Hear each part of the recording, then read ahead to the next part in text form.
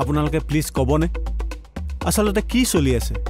আৰু আপোনালোকে শ্ৰেয়াক কিয় এৰেষ্ট কৰিব বিচাৰিছে কাৰণ শ্ৰেয়াৰ লগত তোমাৰ কোনো সম্পৰ্ক নাই তাই মিছতে তোমাৰ পত্নী বুলি দাবী কৰিছে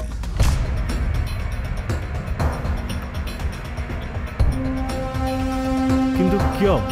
সিহঁতে তোমাৰ পৰা কিবা ইনফৰমেশ্যন বিচাৰিছিল মোৰ পৰা কি ইনফৰমেশ্যন সেইটো প্ৰশ্নৰ উত্তৰ এতিয়া ওলোৱা নাই আমি যাদৱক এৰেষ্ট কৰিলোঁ আৰু তাৰ পৰা গম পালোঁ যে সি ৰঘুৰ কাৰণে কাম কৰিছিল আৰু অপূৰ্ব আৰু তাক ৰঘুৱে তোমাৰ পাছত লগাইছিল সিহঁতে দুয়োটাই মিলি তোমাৰ গাড়ী ফ'ল' কৰিছিল আৰু তাহাঁতৰ এটাই ধান্দা আছিল তোমাক উঠাই নি ৰঘুৰ ওচৰলৈ নিয়াৰ কাৰণ ৰঘুৰ আগত তাহাঁতে সেইখিনি ইনফৰমেশ্যন বিচাৰিলেহেঁতেন যিখিনি ইনফৰমেশ্যন কেৱল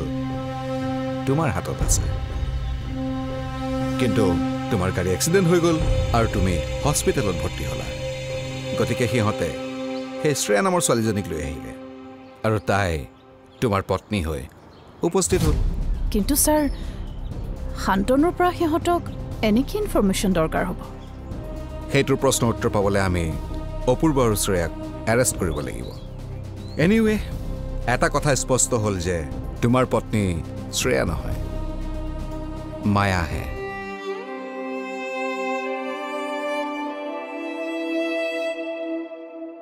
এনিৱে এতিয়া আমি যাওঁ বাকী পাছত কথা পাতিম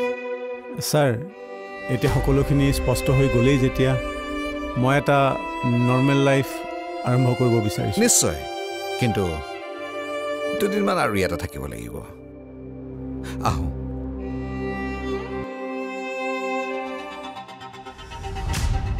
কিয় আহিছ আবে তহঁত মূৰ্খ নেকি গেট আউট অফ হিয়াৰ সোনকালে পলা অলপ দিনৰ কাৰণে মোৰ লগত কোনো কণ্টেক্ট নাৰাখিবি ছাৰ আৰু এটা ভুল হৈ গৈছে ছাৰ কি ভুল মই পিষ্টলটো তাতে এৰি থৈ আহিছোঁ ছাৰ হোৱাট আপুনি টেনশ্যন নল'ব ছাৰ মই তাত গৈ লৈ আহিম পিষ্টলটো ইডিয়ট মৰিবলৈ মন নাই যে ঘৰ দূৰৰ কথা চহৰ এৰি পলা বিজুলী তয়ো পলা আৰু শান্তনু তাক কি কৰা যায় হোৱাট ডু ইউ থিংক ইমান দিন গাঁতত লুকাই থকাৰ পাছত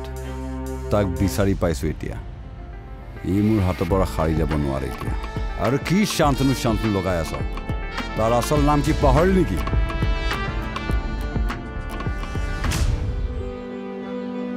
অতীতৰ সকলো কথা পাহৰি গ'লেও বৰ্তমানৰ নতুন জীৱনটোক লৈ মই বহুত সুখী জানা ইয়াৰ পৰা এবাৰ ওলাব পাৰিলে এই চহৰেৰে বহু দূৰলৈ গুচি যাম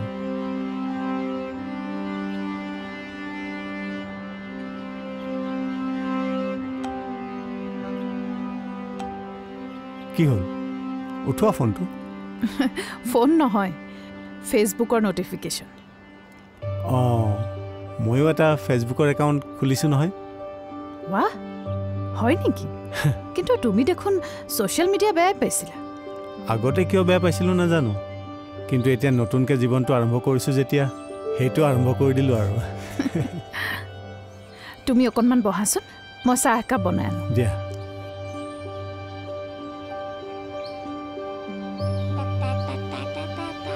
নাইনা ব'লা ভিতৰলৈ যাওঁ